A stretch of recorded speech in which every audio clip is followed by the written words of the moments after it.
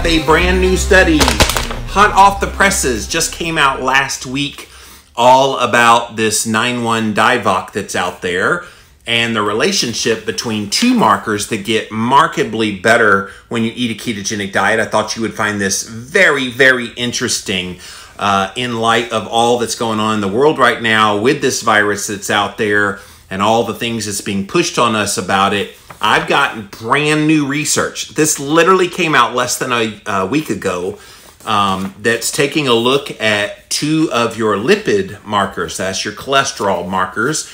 And they're trying to look at, is there any relationship between your lipid markers and predictability of getting 9-1 DIVOC and having very, very bad reactions to it. So really look forward to getting into this here today. We are live over here on my Facebook page as well as live on the Keto Clarity Clubhouse page. Thank you all for being here today.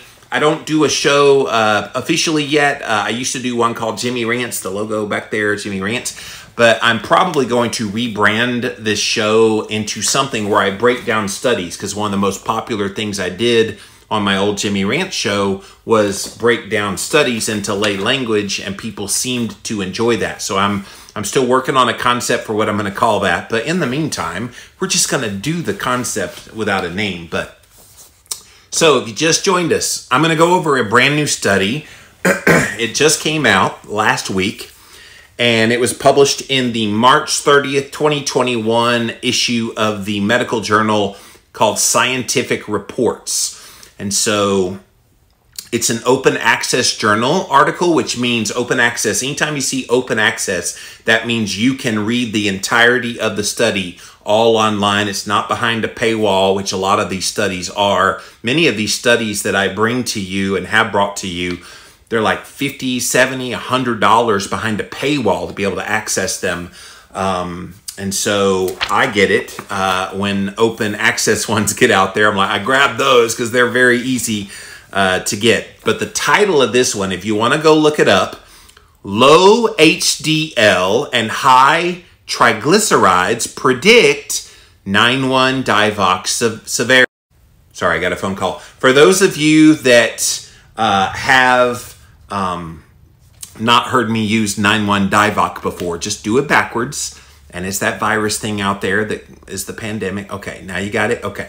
I always post that like on social media. I did earlier, and people are like, what's 9-1 DIVOC? I don't understand. I'm like, no, you don't understand. Social media will block your butt.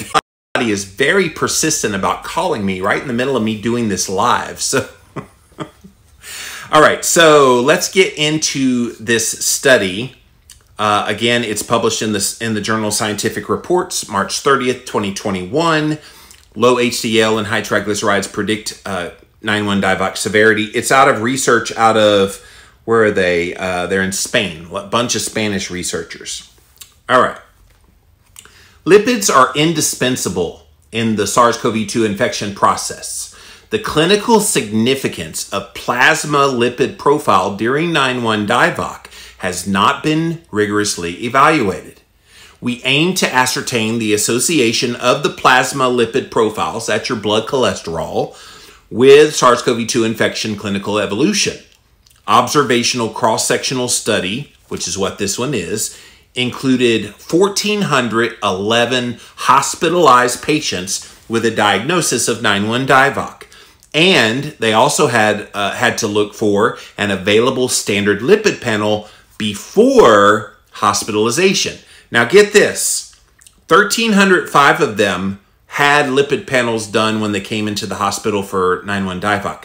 Of that 1,305, only 297 had even a standard lipid panel. So that's the total cholesterol, HDL, LDL, VLDL, and triglycerides. That's it. 297 of the original 1,411. Are these people living under a rock? Doesn't everybody run a standard lipid panel these days? But anyway, so they had to use what they could from this patient data. So what they wanted to look at in this study is, what is the usefulness of total cholesterol, LDL cholesterol, this thing called non-HDL cholesterol, which is literally everything except for HDL, and then HDL cholesterol along with triglycerides to predict the prognosis, whether it's severe or mild, for 9-1 DIVOC. Patients with severe 9-1 DIVOC evolution, they found in this study, had the lowest HDL cholesterol. You guys know that's the good cholesterol.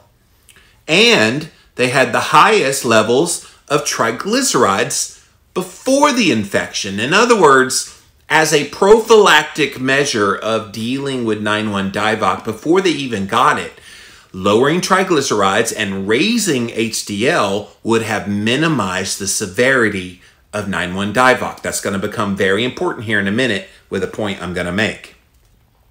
The lipid profile measured during hospitalization also showed that a severe outcome was associated directly with lower HDL cholesterol levels and higher triglycerides. HDL cholesterol and triglyceride concentrations were also correlated with ferritin, which is an iron marker, and D-dimer levels, but not with CRP, which is an inflammation level. That's an interesting little sidebar.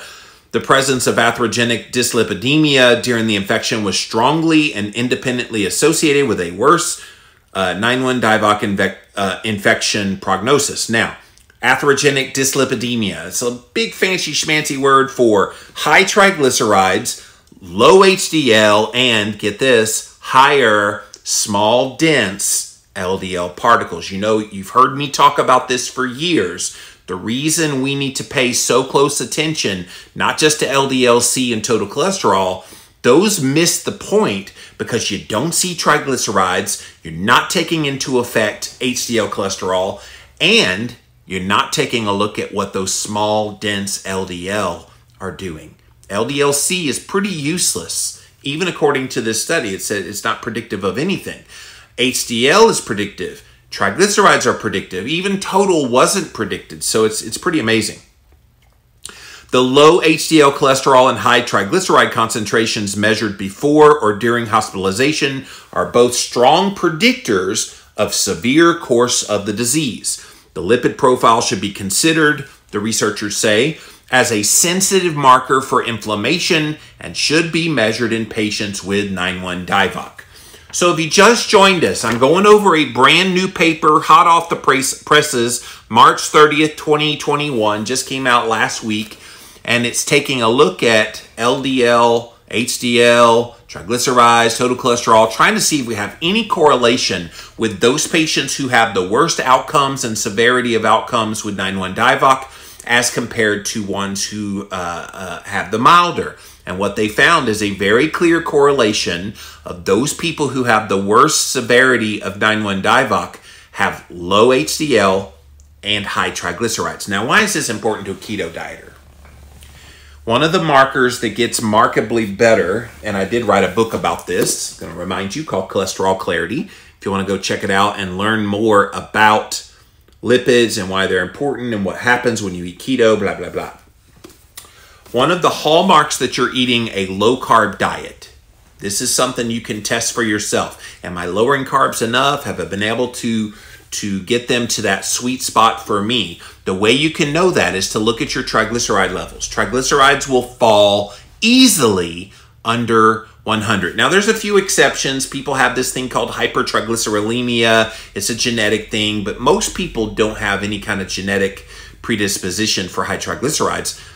If you carbohydrate restrict and you do it well enough and your insulin resistance or type 2 diabetes isn't out of control, if you're not in massive weight loss mode, you should see those levels drop below 100 pretty easily. And I would say under 70 optimally is what you're looking for.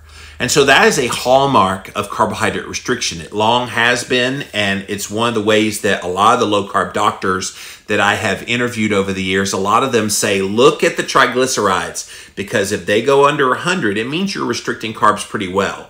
Now, on the flip side of that, another part of keto that helps you improve your health is you raise your HDL cholesterol. How does it do that? Primarily through the saturated fats that you consume. So carbohydrate restriction gets those triglycerides to go down below 100. Saturated fat consumption primarily gets your HDL cholesterol above 50, optimally above 70. When those two numbers are in that ratio, you're at least a 2-to-1 ratio, maybe even a 1-to-1 or better ratio. And it's that triglyceride to HDL ratio being in that optimal level that this new study is saying, look, you want to prevent the severity from 9-1 DIVOC? Get HDL higher. Get triglycerides lower. And the best way to do that, from my estimation of looking at this stuff for 17 years, is a ketogenic diet. So this is good news for people that already eat keto. And maybe you don't know your lipids. I would highly encourage you to go find out what they are. If you do know, go grab them and kind of take a look. See if you are under 100 with the triglycerides. See if you are over 50 with your HDL. And if you are, be proud, because your body is now going to reward you by giving you an added layer of protection against the severity from 9-1 DIVOC. So if you joined us late, we are talking about a brand new study, just came out last week, March 30th, 2021. It's in a journal called Scientific Reports, and it's all about low HDL and high triglycerides predicting 9-1 DIVOC severity. So if you're trying to avoid this virus and not deal with the ramifications of it, and you're kind of skeptical about this jab in the arm thing, this could be a way, along with, and I'll go ahead and mention this, it's not a part of this study, but along with vitamin D adequacy. So make sure your vitamin D levels are high enough, make sure you're eating real food, and then if you could eat keto to get your HDL higher and your triglycerides lower, you're going to put yourself in a pretty good spot. Now, they talk about the mechanisms in this study as to why getting your HDL higher and triglycerides lower helps with your immune system to deal with this virus. So let's get into it a little bit further. The 9-1 DIVOC pandemic has rapidly spread worldwide, and it appears to be far from being under control.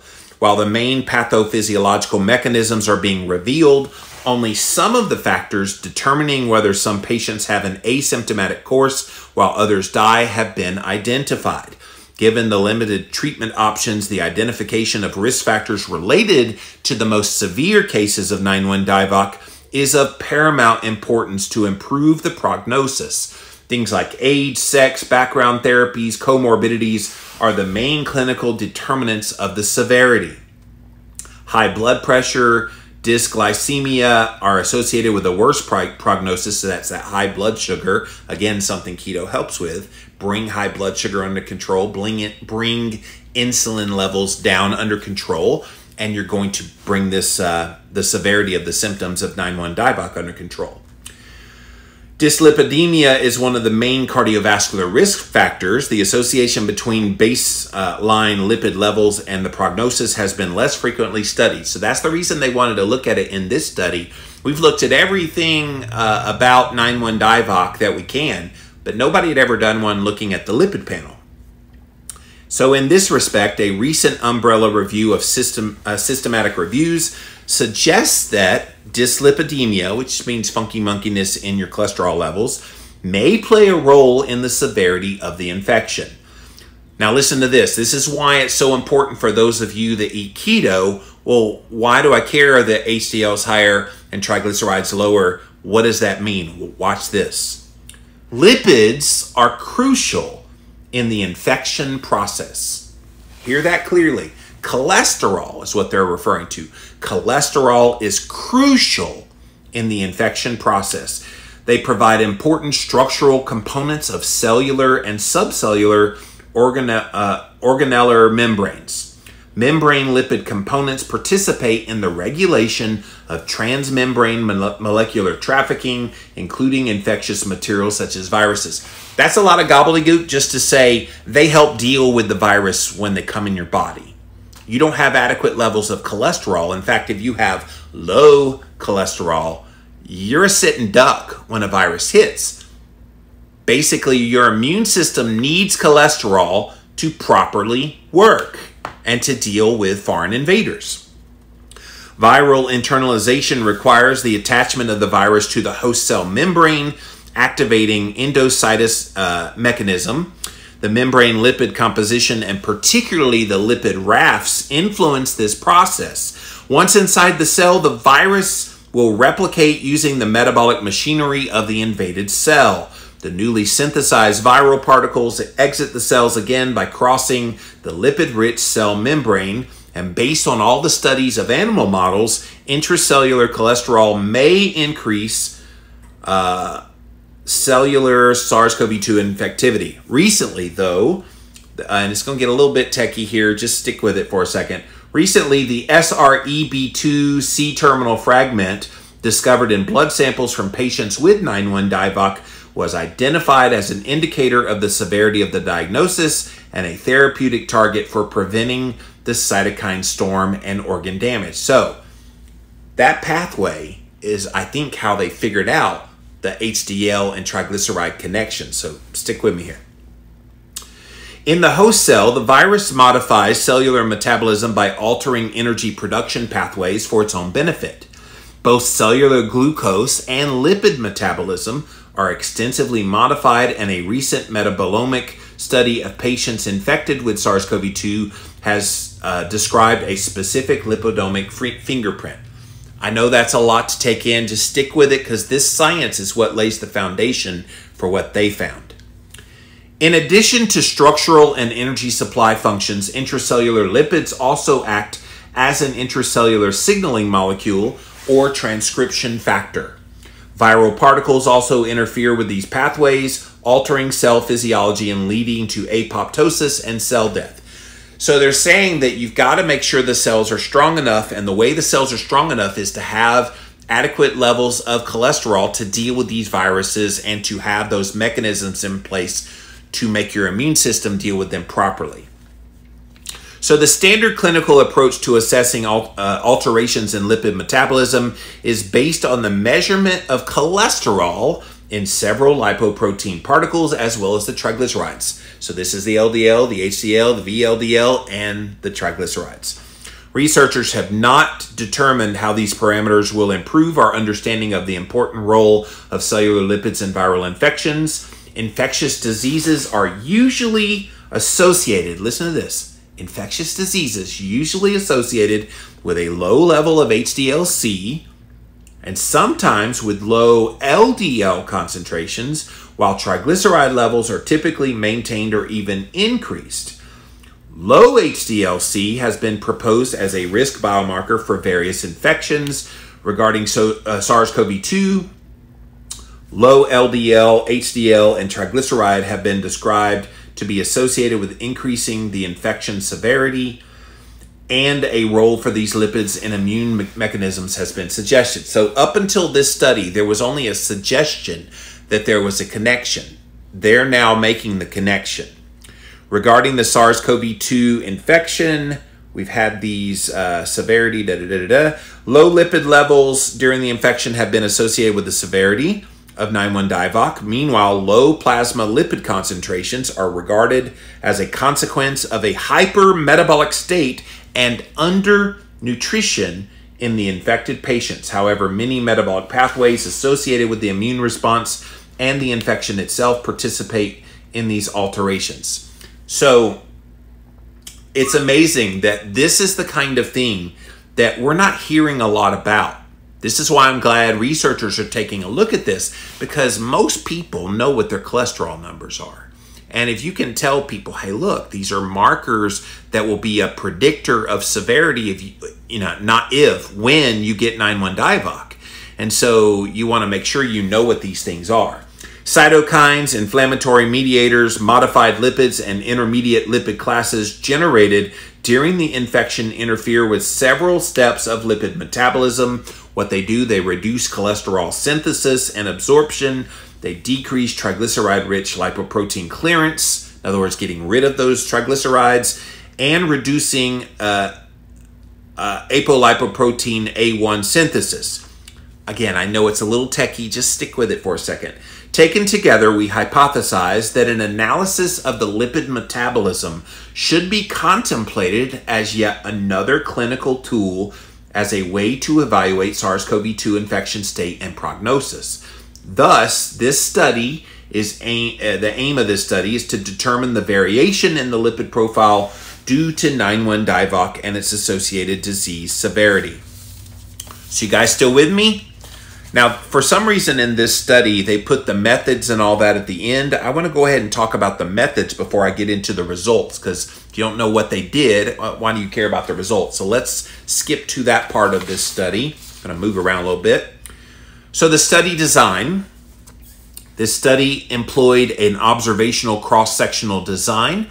Data from patients included in what's called the STACOV cohort, S-T-A-C-O-V, with an available lipid profile were included in this analysis. Clinical characteristics of the cohort have been described previously.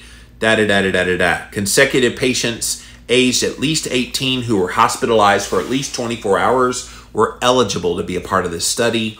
Only data from patients with a definite 9-1 DIVOC diagnosis obtained by reverse transcription, basically a PCR test, whose infections were acquired in the community were included. There were a total of 2,159 patients in the final database. So they had 2,159 patients in the database, but just over 200 who actually had lipids run prior to being hospitalized for 9-1 DIVOC. So all those patients from the StatCov database had a lipid profile of at least triglycerides, total cholesterol, LDL, HDL, non-HDL were measured within the previous year. So they had to have had a cholesterol level measured within the previous year or during hospitalization. The main objective of this study was to assess the relationship between a standard lipid panel before and during hospitalization with 9-1 DIVOC. Infection severity was characterized as mild. So mild was defined as patients who did not need oxygen or oxygen provided only by a mask or nasal prongs, or severe, where patients required ventilation, high flow oxygen, mechanical ventilation, or some other special therapy, as well as the patients who died during the study. Lipid variations associated with 9-1 DIVOC and their correlations to clinical variables and effects on clinical severity were also looked at. Now, as far as the statistical analysis, let's see if there's anything in there of interest. Doesn't look like it's anything interesting, so we're going to skip over that. All right, let's go back to the results. So if you joined us late, I'm going over a brand new study that just came out last week. It's published in the journal Scientific Reports. Go check it out. It's an open access study, so you can go and look this up yourself. Type in low HDL and high triglycerides predict 9-1 DIVOC severity, and you'll be able to find that and can read the entirety of this study for yourself. All right, so let's get into the results. Of the 2,159 patients who were included in this STACOV database, 1,305 of them had an available standard lipid panel before the infection, and 297 of them had a lipid panel that was measured during hospitalization. Now that's interesting. Actually, the 297 during hospitalization. So they're not running that on them. I guess when they come in, they have other things that they feel are more important than running a I guess, a standard lipid panel. But that's kind of interesting to me that they wouldn't want to take a look at that, at least to see if there's anything there. But 297 is what it was. 191 patients had values for profiles measured at both times. So the total number of patients, 191, was those who had a lipid panel before they got hospitalized and diagnosed with 9-1 DIVOC within a year, and then in the hospital they had one as well. So the demographic and clinical characteristics of the patients included in the study with an available lipid profile before and during hospitalization sorted by 9-1 DIVOC severity according to the aforementioned criteria that we talked about are shown in the supplementary, which they have here, and it's just basically reiterating in graph form what they just said. Regarding the group with pre-infection lipid data, patients with the most severe SARS-CoV-2 infection were 6 years older than the other patients, including a higher proportion of men, and, as expected, displayed a higher prevalence of comorbidities with significant differences in hypertension, Smokers, hyperlipidemia diagnosis, those with type 2 diabetes, cardiovascular disease, chronic obstructive pulmonary disease, chronic kidney disease, and cancer. And we know from previous studies they've done looking at people who have the most severe 9-1 DIVOC. Those who have the most severe symptoms, the average number of comorbidities is 3. So they're obese, they have at 3+ comorbidities. Like, these are very sick people. While LDL-C levels were similar, listen to this one, because we're always talking about, oh, we need to look at LDL, and you get LDL, and it's like this obsession about LDL and by extension of that total cholesterol. Listen to how they did it in this study. LDL was similar between the patients who got mild and severe 9-1 DIVOC. Didn't predict anything. HDL concentrations obtained before 9-1 DIVOC were lower in patients who had the most severe infection, which begs the question, why? What is it about HDL cholesterol that seemingly is providing a protectiveness to it? Why would we put such an obsession on LDL when it seems HDL all along was the better marker for health? Shouldn't we be trying to help, and this is just in general, not just with 9-1 DIVOC, but in general, shouldn't we be teaching patients that getting HDL higher is a good thing, that getting triglycerides, which we're going to get to in here in a second, lower is a good thing? But those numbers get thrown out the window because LDL and total are the bee's knees when it comes to standard of care for doctors when they're looking at a patient in their lipid panel. I'm hoping this kind of research is going to open their eyes to just how misinformed they have been all along. They also looked at triglyceride levels, and they noticed those who had the most severe symptoms of 9-1 DIVOC were significantly higher than those who had the milder. In the group with the lipid profile that was measured during hospitalization, the demographic and baseline clinical data were better matched between patients who developed a mild or severe disease. When comparing patients with a mild and severe evolution in the group, again, LDL-C pretty much the same. You didn't see any difference in LDL-C between the most severe and the most mild who had this infection of 9-1 DIVOC. But patients with severe forms of 9-1 DIVOC presented significantly lower HDL and significantly higher triglycerides. Are you getting the picture here?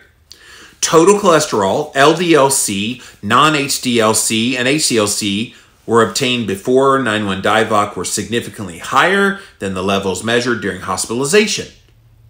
I also wonder what role is 9-1 DIVOC itself doing to these lipids when it starts attacking? Because even if you have adequate levels of HDL, for example, and triglycerides are down, I wonder if once it hits the body, it starts using that up, and so it starts to shift it. I suppose that was one of the things they wanted to see in this study as well, is what happened to those lipids if you had a measurement prior to the diagnosis of 9-1 DIVOC. What happened to those patients in the midst of dealing with this? And of course, we can't underestimate any medications they might be putting these patients on and what that could do to their lipids as well. A lot of interesting little questions all along the way. But one thing they have concluded is these patients who got the worst brunt of 9-1 DIVOC almost across the board had low HDL and almost across the board had high triglyceride levels. And again, I'm going to repeat it for those of you that came in late. When you eat ketogenic, you eat real food, your triglycerides come down like a rock, your HDL goes up. It's nothing but a good thing on your health. When examining the lipid profile obtained during hospitalization, the median HDL concentrations were significantly reduced by 16% in patients with a severe disease, while the triglyceride concentrations were 20% higher. So it does seem like that the higher triglycerides and the lower HDL, it's a great predictor. I love this study. These differences were then confirmed in the group in which a lipid profile was available both before and after 9-1 DIVOC. showing statistically significant differences in all of the lipid parameters. Interestingly, in this specific group that allowed a direct comparison, the percent variation of mean values in HDL-C and triglyceride was significantly higher for those patients who got serious 9-1 DIVOC. It's something that I hope becomes a part of the care for those people who deal with 9-1 DIVOC infection. Run a lipid panel. Let's see where they stand, because you'll be able to predict, is this patient going to get better quickly and have mild symptoms or asymptomatic? Or if they have low HDL, anything under 40 is definitely way low. Or if they have high triglycerides, anything over 150 is way high. Then I think you're going to be able to say, okay, we need to be very proactive with this patient because their body doesn't have the basic mechanisms in place to deal with this properly. Triglyceride concentration showed a weak but significant direct correlation with ferritin levels. HDL-C levels correlated inversely with ferritin. CRP, which is an inflammation marker, not significantly correlated with the lipid parameters. We also performed a multivariate analysis as outlined in the statistical method section to assess the effectiveness of lipid parameters as 9-1 DIVOC biomarkers.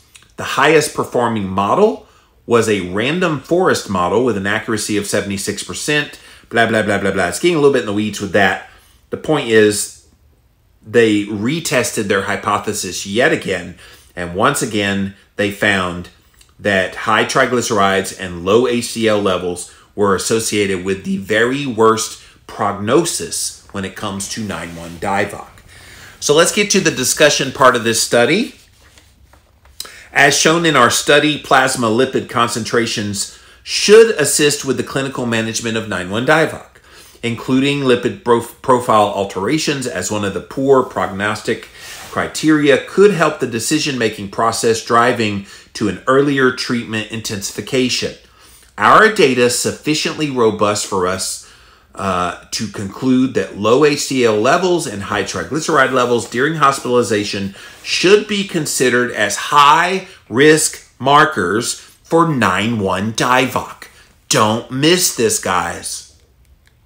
They're calling for them to look at HDL and triglycerides as primary markers in the development of 9-1 DIVOC, which should make you as a keto, carnivore, real food, paleo person very, very happy.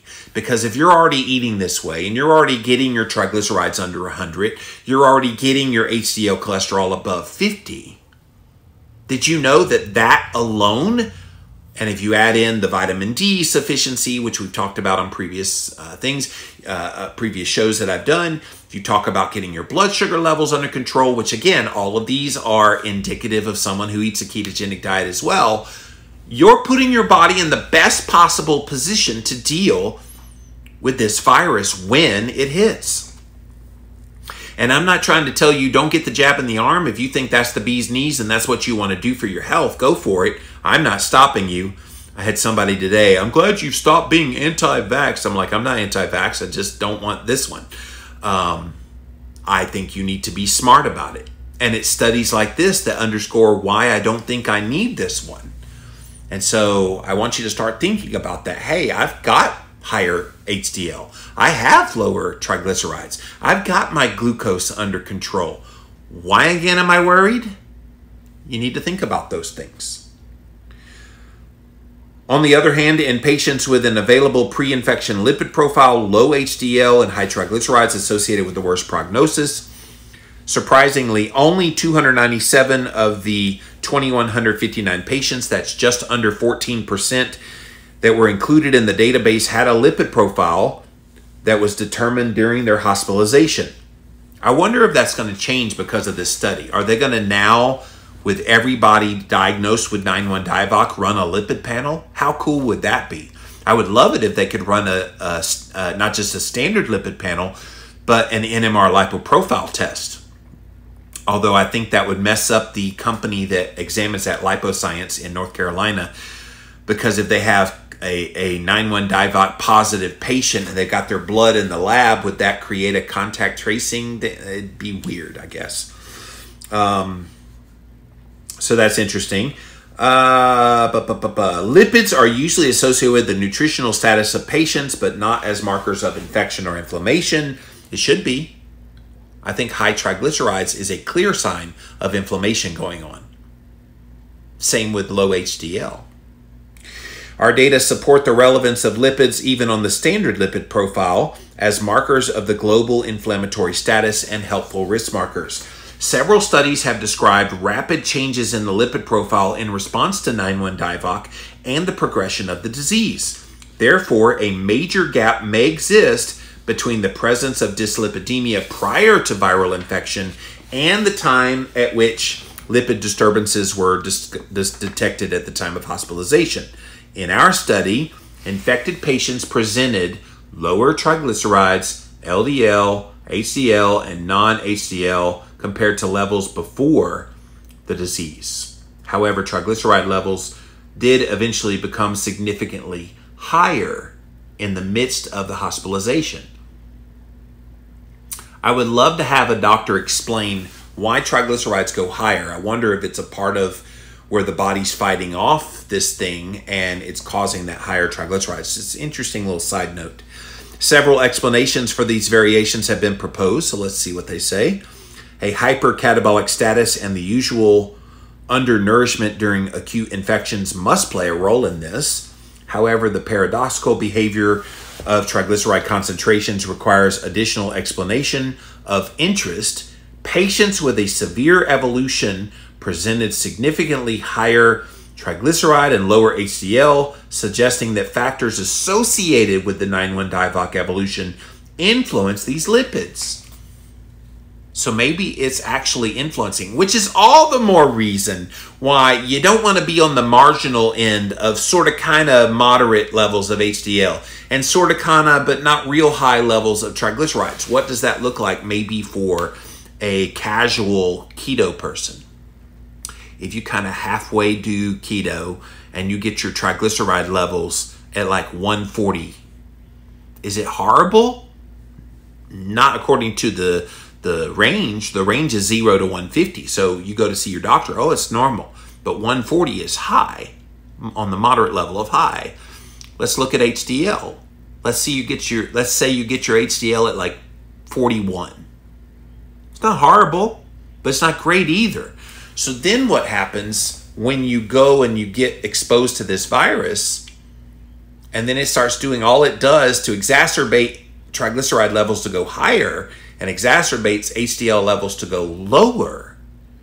You see why you want to optimize it now, getting triglyceride levels below 70, getting HDL levels above 70, and by doing so, even when this mechanism they're talking about kicks in, you have a fighting chance that your body's going to fight this thing off. It's pretty fascinating when you look at it from that perspective. In the group of patients with a lipid profile that was determined before the infection, patients with a worse clinical outcome were older and they had more comorbidities, which might influence the differences in the levels of lipids. We know older people tend to have higher levels of cholesterol for all the reasons that are obvious. They have higher levels of inflammation, and cholesterol is responding in the body to deal with that higher inflammation. So you're going to have naturally higher levels of cholesterol. And it sometimes shows up as LDL, very rarely shows up as HDL. So something to take a look at and consider in this study as well. A possible effect of background therapies or 9-1 DIVOC treatment should also be considered. I talked about that earlier. What's happening when they give them all these treatments that they come into the hospital? How is that affecting their lipids? While no important differences in baseline therapies, including statin drugs, was observed, patients with a worse 9-1 DIVOC evolution had more special therapies. More patients with severe 9-1 DIVOC were on corticosteroid therapy. So the steroids did something to shift their cholesterol levels. That's interesting. Which might be responsible for having higher triglycerides, which is all the more reason. Get those trigs as low as you can. And again, the best way to do that is carbohydrate restriction. However, the lack of an effect on the LDL and HDL, the fact that the lipid profile is usually determined at admission, and the result from the multivariate analysis suggesting the independent role of lipid parameters in determining the 9-1 DIVOC prognosis indicates that the pharmacological effect is not the only explanation for the observations. So they thought, okay, maybe there's drug interaction. And they're saying, no, there's other things going on metabolically, going on in your immune system that's impacting that. The combination of low HDL levels and high triglyceride levels, which is referred to as atherogenic dyslipidemia. Science always comes up with these million-dollar words to say high triglycerides, low HDL, but it's atherogenic dyslipidemia, is associated with qualitative changes in LDL particles, talking about that small, dense LDL. It's shifting your body to the small, dense LDL. I wonder if they could boil this study down to one marker, it would be small, dense LDL. So you run an NMR lipoprofile test. You find out what your small, dense LDL particles are. I wish they had run NMRs on these people in the study, because that would have been really fascinating to see one singular marker. Now, HDL being low and triglycerides being high is a proxy for having higher small LDL, but it's only a proxy. How cool would it have been to see the actual quantification of what that small LDL was? This pattern is driven by insulin resistance, as you guys well know. It's usually associated with diabetes and obesity. However, in our patients, the body mass index and the prevalence of diabetes and obesity were similar between both the mild and the severe. How cool is that? All we've heard about this entire pandemic is, oh, obesity is the worst thing. If you're obese, you got to lose weight, and you're going to have the worst effects of 9-1 DIVOC if you're obese. And this study says, they had similar BMIs. They had similar rates of diabetes. And yet, mild and severe, there was no difference when it came to those things. Which should tell you it's not about the weight, it's about the metabolic health, which is what this lower HDL and higher triglyceride thing is about. Get your HDL higher, your triglycerides lower, and yet still have obesity. Maybe you're protected. Have we been pointing the finger at the wrong thing all along? This is something that has concerned me from the very beginning, when they very quickly were pointing at all the fatties and saying, you're going to die from 9-1 DIVOC, so go ahead and lose weight. That was the wrong message. We should have told them, you need to get your lipids under control. And a ketogenic diet would help that. And they probably would lose some weight in the process. Strong scientific evidence supports the hypothesis that both inflammatory states and infectious diseases are associated with striking changes in your lipid metabolism. The general pattern is exactly as observed in our study. Low HDL and normal or even higher levels of trigs for the clinical context. LDL-C levels may be maintained or also reduced, but are generally associated with an increased presence of small, dense LDL particles. Although insulin resistance plays an important role in these lipid abnormalities, the pathophysiology of these modifications is a lot more complex. A key enzyme participating in these alterations is LPL, lipoprotein lipase. In the presence of inflammation, several mediators interfere with glucose and lipid metabolism. Several cytokines and inflammatory mediators that are overexpressed during 9-1 DIVOC may interact directly with LPL or its regulatory proteins, such as ApoCII. Among these proteins, several products delivered by activated macrophages, such as TNF, interleukin-1, IL-11, and interferon Y, as well as products derived from bacteria like liposaccharides associated with septicemia. I know it's a lot of words. Stick with me. Modified lipoproteins such as oxidized LDL, that's kind of rusting of the LDL particles, and lysophosphatidylethylamine have been shown to inhibit LPL activity.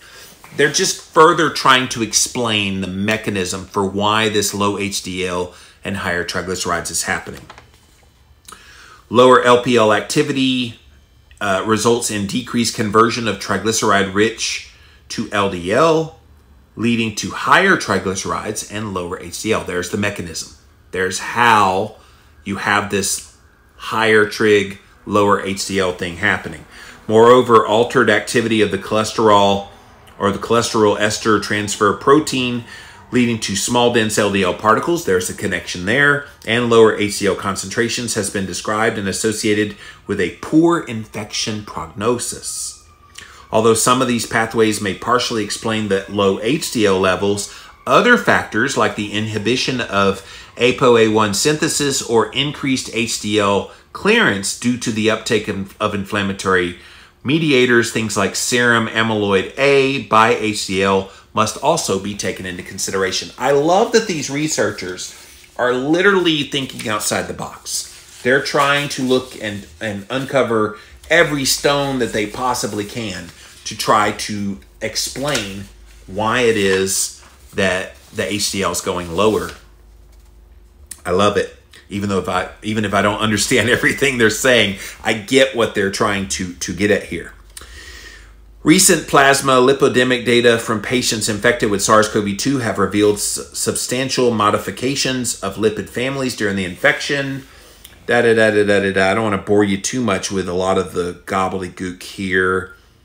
Lipoprotein modifications observed during 9-1 DIVOC, as in other infectious situations, should not be considered as only a marker of severity or a surrogate marker for inflammation, as they may actually have a pathogenic role.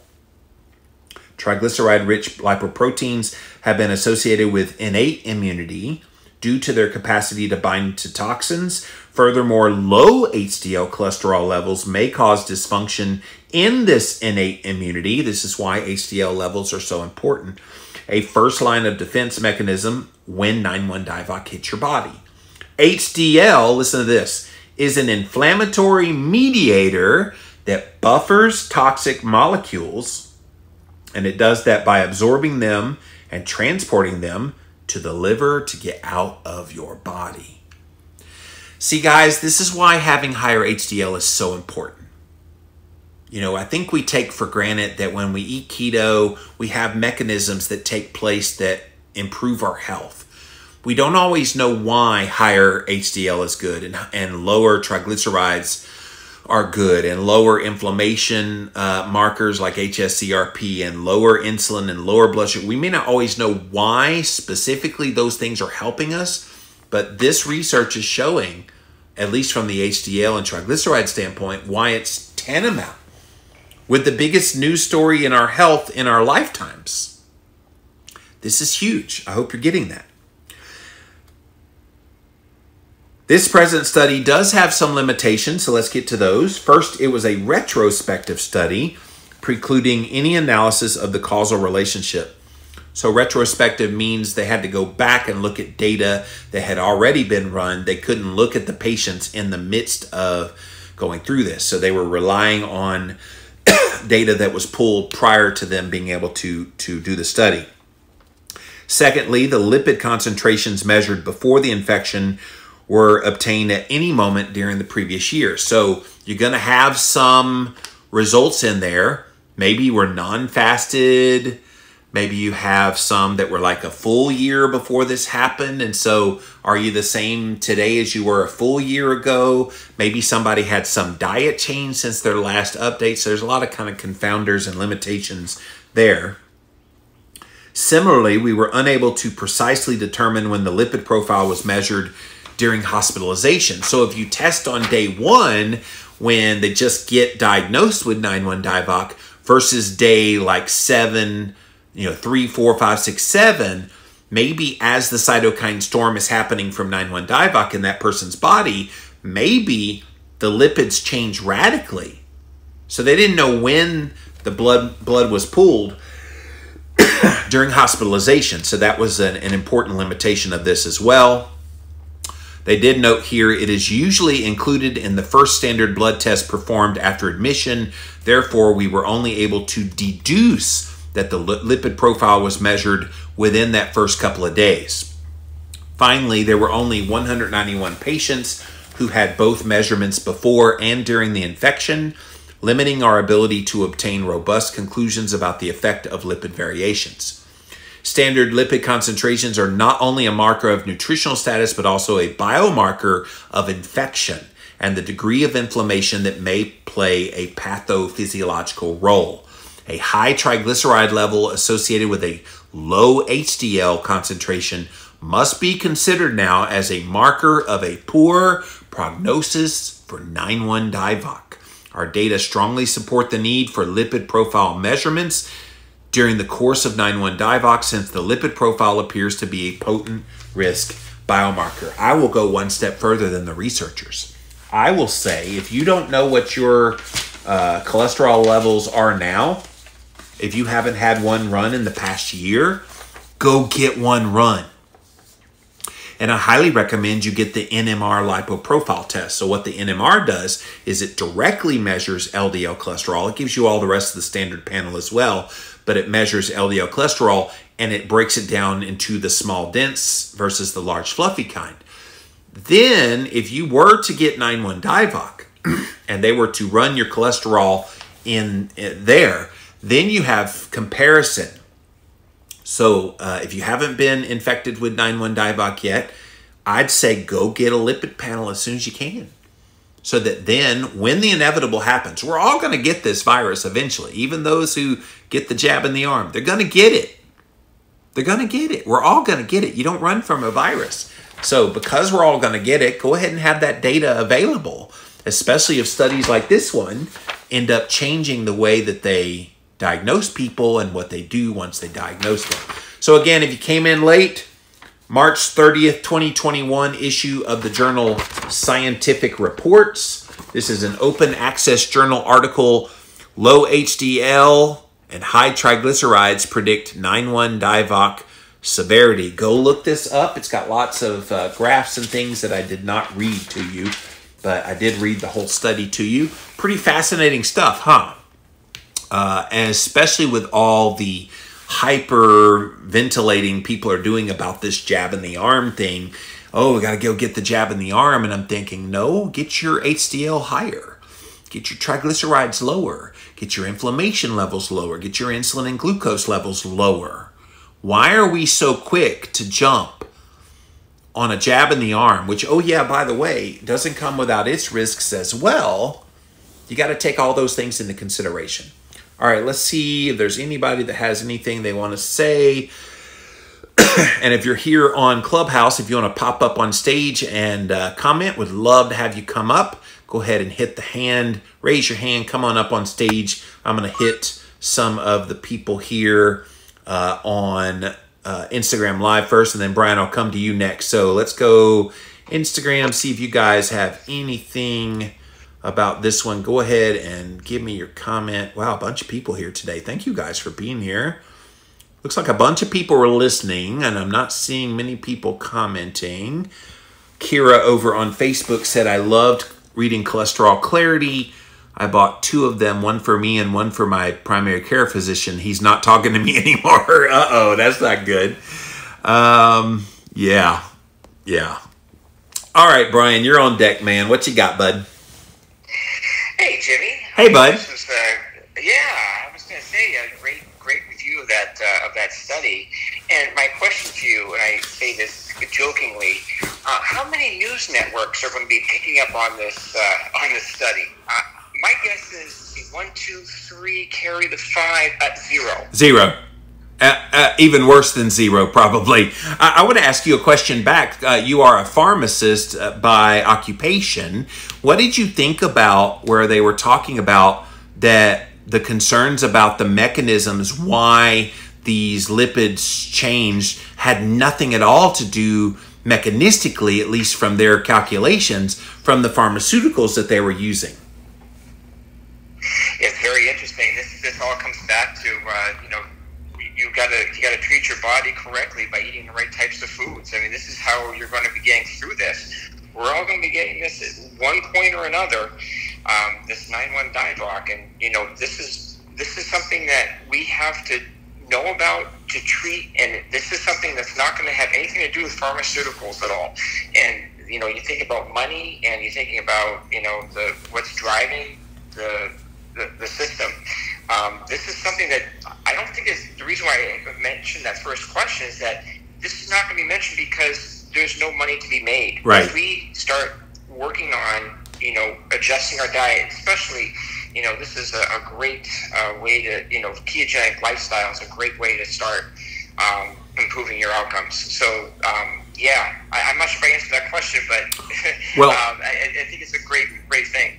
I can tell you, I was very excited when I saw the headline of this study, because as soon as I saw low HDL and high triglycerides predict 9-1 DIVOC severity, I'm like, that right there, whether they realize it or not, is an argument for a ketogenic diet as a prophylactic for this thing. Yeah, exactly. That's what will happen if you adopt a ketogenic lifestyle. That is what's going to happen, and it's something that this is going to protect you. This is going to not only protect you, but just, you know, keep you metabolically healthy. And this is what the whole message should be: get yourself metabolically healthy. Get through this stuff. Get through these viruses. And by the way, this is not going to be the last virus that's going to be coming around the pike. No. We're going to see lots of other viruses pop up on the scene. This is still going to apply with 1-2 DIVOC, if we have one. It's going to apply with literally any other thing that's going to make your immune system needing to be stronger. I think the take-home message with this study is get your HDL up, get your triglycerides down, and you're going to put your body in the best shape that it can possibly be to strengthen that innate immune system, so that even when whatever hits your body, you're going to be one of the ones that'll be just fine. Even if you still have obesity, that was another kind of take home that I got from the study, was even if you have obesity but you're metabolically healthy with higher HDL, lower trigs, lower inflammation markers, lower insulin, lower small dense LDL particles, seems to me that's what we need to be focusing on, not shaming fat people. Well, you're fat, you're going to die from this. It's like, that's an incomplete analysis. Exactly right. And also, too, guess how many drugs out there are going to raise HDL? None. 0. Well, I mean, if you count the fish oil that's like a pharmaceutical grade, but I don't. Well, I mean, the pharmaceutical grade fish oil is going to lower your triglycerides. Yes. But you can do that by eating fish oil. You can, or not fish oil, but eating fish, I should say. Right. But the idea of you know, there was a drug out in the market, a few years ago that was supposed to raise HDL, and it had failed miserably. I think the side effect was death. Well, and so that kind of hampers your style when the side effect is death. Exactly. So this can all be done through diet. Everybody. Yes. My goodness, this is what a great. And when I saw that you were going to be broadcasting about this, I'm like, I gotta hop on, because this is a great study. So thank you so much, Jimmy. Thank you, Brian. I don't want to give them any ideas, but like freeze-dried butter would be in a pill would be like the closest they could come to raising HDL through a medication. Exactly. Thanks so much. Yeah, man. Thank you, Brian. All right, guys. If you came in late, please go look up this study. It's exciting. Scientific Reports is the name of the journal. This just came out last week, March the 30th, 2021. Low HDL and high triglycerides predict 9-1 DIVOC severity. So with all the news we're seeing out there about the jab in the arm, maybe we don't need it. Not telling you what to do. I'm not anti-vax. I'm just telling you, it's just something worth considering, that there are other factors in play here. Get your vitamin D levels in order, get your glucose under control, lower your insulin, lower your triglycerides, raise your HDL. And gee, imagine that. What helps with all of those things? Oh yeah, a ketogenic diet.